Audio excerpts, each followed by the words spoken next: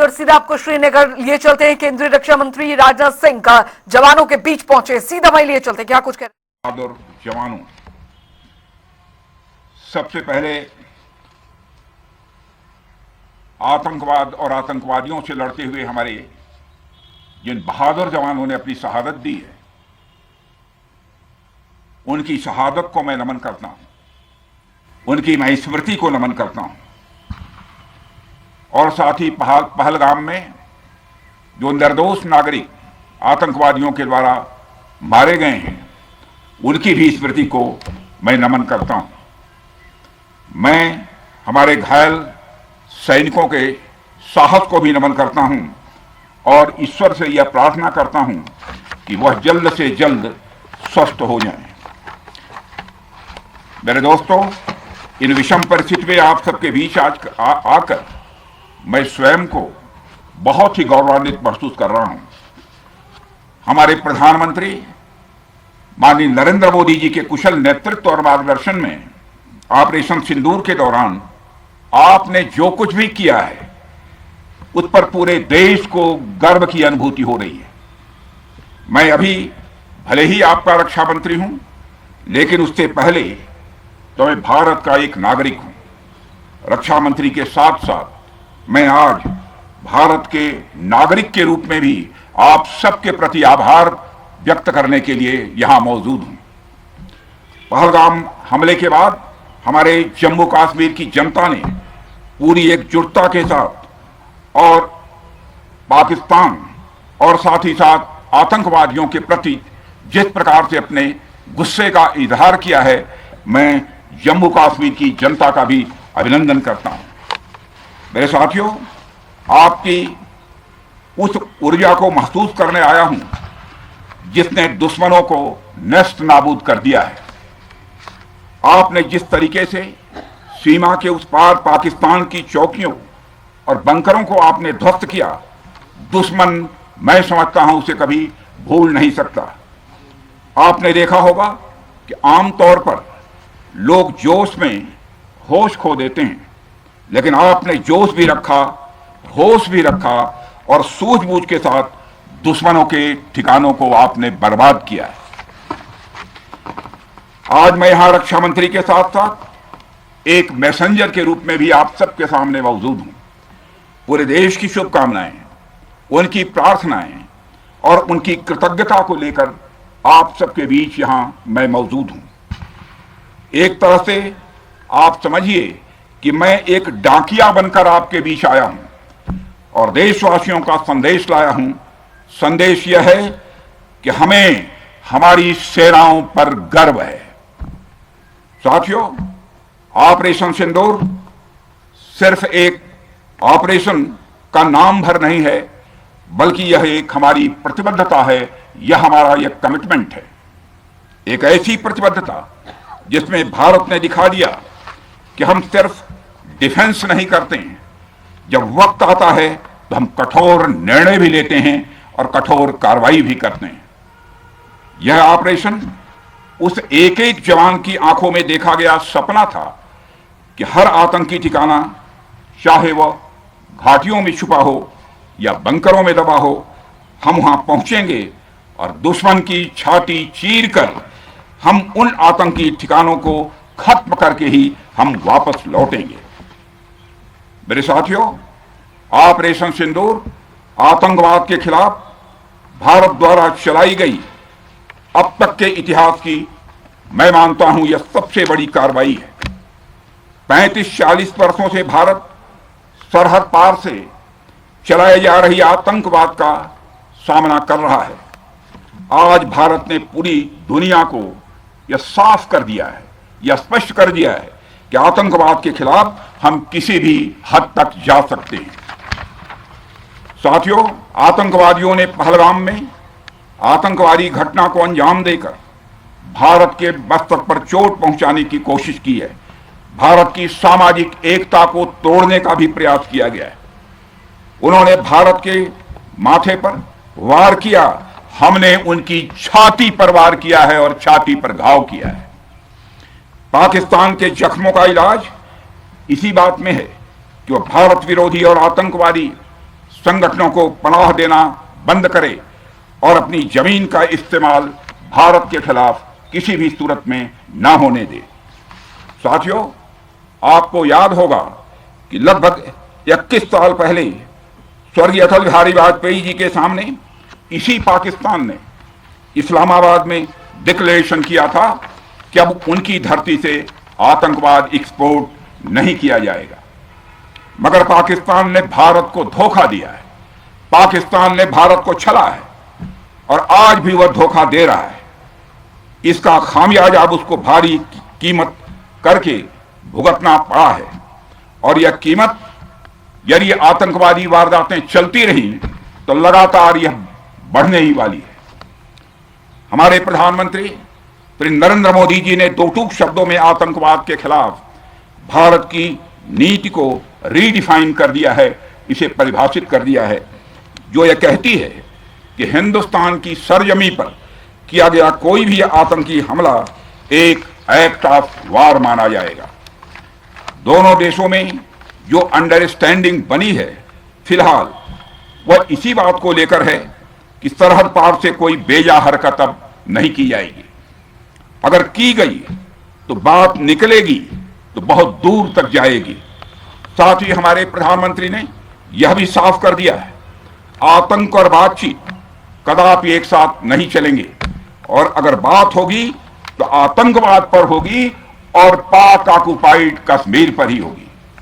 साथियों, ऑपरेशन सिंदूर की कामयाबी ने पाकिस्तान में छिपे आतंकी संगठनों और उनके आकाओं को भी यह साफ बता दिया है कि वे कहीं भी अपने आप को महफूज और सुरक्षित न समझें। अब वे हमारे बहादुर भारतीय सेनाओं के निशाने पर हैं। दुनिया जानती है हमारी सेनाओं का निशाना अचूक है और जब वो निशाना लगाते हैं तो गिनती करने का काम वह दुश्मनों पर छोड़ देते हैं। साथियों, आज आतंकवाद के खिलाफ भारत की प्रतिज्ञा कितनी कठोर है इसका पता इसी बात से चलता है कि हमने उनके न्यूक्लियर ब्लैकमेल की भी परवाह नहीं की है। पूरी दुनिया ने देखा है कि कैसे गैर जिम्मेदाराना तरीके से पाकिस्तान द्वारा भारत को अनेक बार एटमी धमकियां दी गई हैं। आज श्रीनगर की धरती से मैं पूरी दुनिया के सामने यह सवाल उठाना चाहता हूं कि क्या ऐसे गैर जिम्मेदार और रोग नेशन के हाथों में परमाणु हथियार सुरक्षित हैं? मैं दुनिया के सामने यह सवाल खड़ा करना चाहता हूं। मैं मानता हूं कि पाकिस्तान के एटमी हथियारों को IAEA international atomic energy agency की निगरानी में लिया जाना चाहिए। मैं यह कहना चाहूंगा और साफ तौर पर कहना चाहूंगा। साथियों, हमारी सेनाओं हमारी सीमाओं पर अपनी मातृभूमि की रक्षा के लिए जिस तरह से आप सभी बिना रुके बिना थके दिन रात लगे रहते हैं वह अपने आप में अद्भुत है और अद्वितीय भी है। आपकी यही बातें हम सब भारतीयों के लिए मार्गदर्शक का कार्य करती हैं। यही कारण है कि मैं हमेशा आपसे मिलने के लिए उत्साहित रहता हूं ताकि आपके अंदर की ऊर्जा से हम सब भी कुछ प्रेरणा ले सकें। साथियों, आतंकियों ने पहलगाम में धर्म पूछकर हमारे निर्दोष लोगों को मारा। उसके बाद आपने जो जवाब दिया उसे पूरी दुनिया ने देखा है। उन्होंने यह नहीं सोचा कि आम नागरिकों ने उनका क्या बिगाड़ा है, उन्होंने ऐसा क्या किया है कि उन्हें मार दिया जाए। पर मैं यह कहना चाहूंगा, आतंकियों ने भारतीयों को धर्म पूछकर देखकर मारा, धर्म पूछकर मारा, तो हमने आतंकियों को उनका कर्म देखकर मारा है।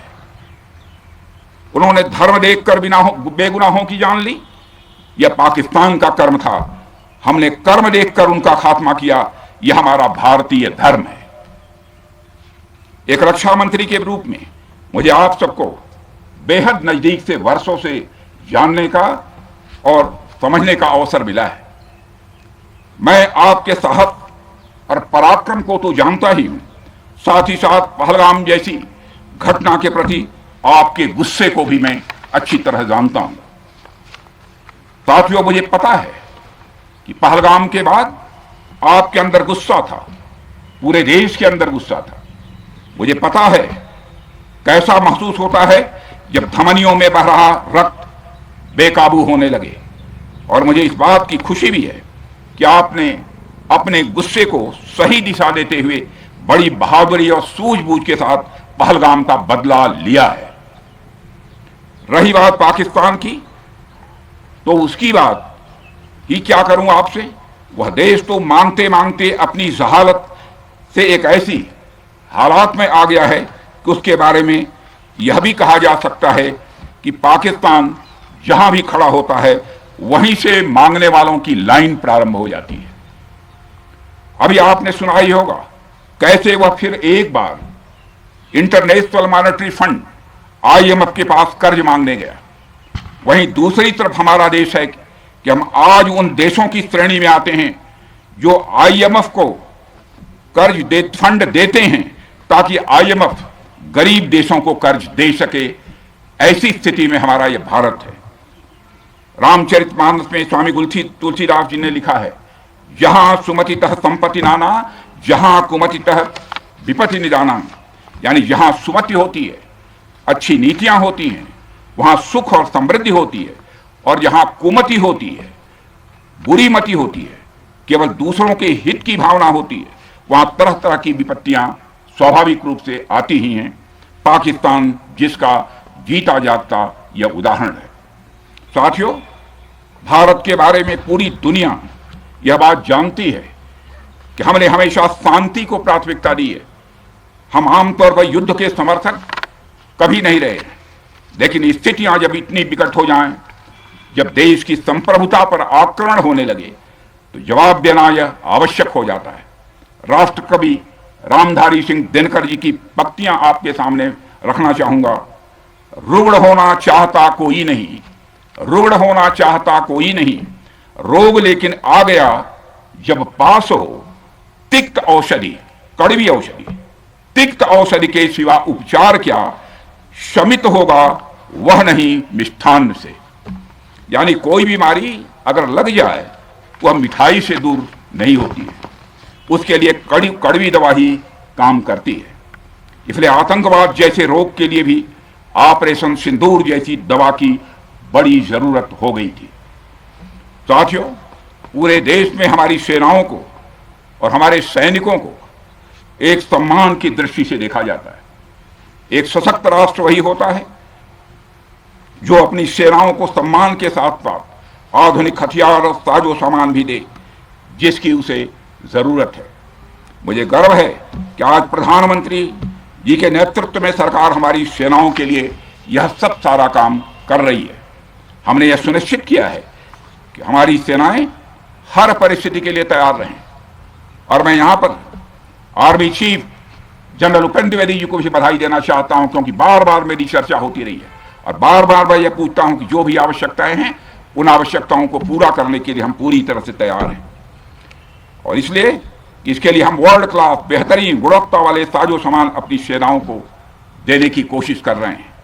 आज आधुनिक राइफल्स, मिसाइल डिफेंस शील्ड और ड्रोन्स जैसी नई पीढ़ी के कई इक्विपमेंट को तेजी से भारत में ही बनाया जा रहा है। साथियों, इसके अलावा सीमावर्ती इलाकों में हमने जो काम किया है वो आप सब देख रहे होंगे। आज LAC और LOC पर भी कनेक्टिविटी है, वैसी पहले शायद कभी नहीं थी। हमने हर स्तर पर यह दिखाया है कि हमारी सरकार केवल युद्ध भूमि पर ही नहीं बल्कि व्यक्तिगत रूप से और पारिवारिक रूप के साथ अपने सेना के जवानों के साथ खड़ी है। साथियों, अंत में एक बार फिर आप सभी को आपके शौर्य और पराक्रम के लिए हृदय से हार्दिक बधाई देता हूं। मैं आपको यह आश्वासन देता हूं कि हमारे प्रधानमंत्री जी के नेतृत्व में देश की सरकार और देश की जनता हर कदम पर, हर स्थिति में आपके साथ कंधे से कंधा मिलाकर खड़ी है। मुझे पूरा विश्वास है कि आपके सहयोग से हम इस पूरे क्षेत्र में आतंकवाद का समूल नाश करेंगे, ताकि कल को कोई भारत की संप्रभुता के खिलाफ आंख उठाने की हिमाकत न कर सके। इसी आशा और विश्वास के साथ आप सबके शौर्य और पराक्रम की सराहना करते हुए और आप सभी को अपनी हार्दिक शुभकामनाएं देते हुए अपना निवेदन समाप्त करता हूं। बोलिए जय हिंद, जय हिंद। यहाँ का घोष वाक्य क्या है इस रक्षा मंत्री राजनाथ सिंह का संबोधन आप सुन रहे थे और उन्होंने सेना के जवानों के जोश को सलाम किया। भारत माता की और अच्छे। तो केंद्रीय रक्षा मंत्री राजनाथ सिंह के संबोधन को आप फिलहाल सुन रहे थे और उन्होंने कहा कि देश के जवानों का जो जोश है वो इतना भरपूर है कि जो देश के बाहर बैठा दुश्मन है वो भी इस देश का अहित नहीं कर सकता। और ऑपरेशन सिंदूर में जिन जिन की भागीदारी रही उन्हें वो सलाम करते हैं और उन्हें गर्व है इस देश के सुरक्षा तंत्र और सुरक्षा बलों पर जिन्होंने इस देश की सुरक्षा की रक्षा की है।